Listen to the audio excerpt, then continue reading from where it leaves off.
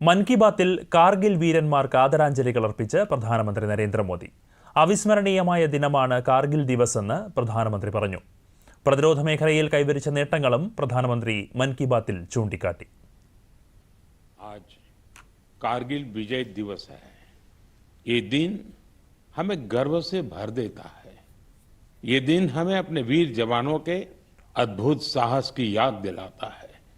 कारगिल की ऊंची ऊंची चोटियां, कठिन मौसम, दुश्मन की चुनौती, हर परिस्थिति हमारे सैनिकों के सामने थी, लेकिन उनका हौसला हर चुनौती से बड़ा था।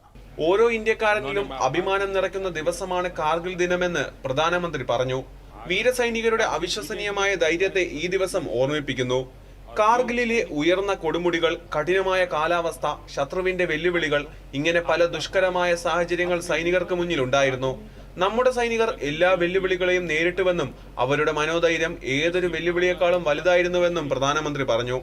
ഭാരതമാതാവിന്റെ സുരക്ഷയ്ക്കായി അവർ സർവ്വതും ത്യജിച്ചു.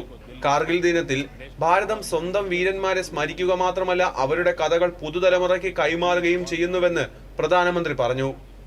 കാർഗിൽ ദിനത്തിന് മുന്നോടിയായി ഈ മാസം 14-ന് ഡൽഹിയിലെ നാഷണൽ വാർ മെമ്മോറിയലിൽ നിന്ന് ആരംഭിച്ച ശൗര്യ വിജയ് യാത്രയെക്കുറിച്ചും പ്രധാനമന്ത്രി മൻ കി ബാത്തിൽ പരാമർശിച്ചു.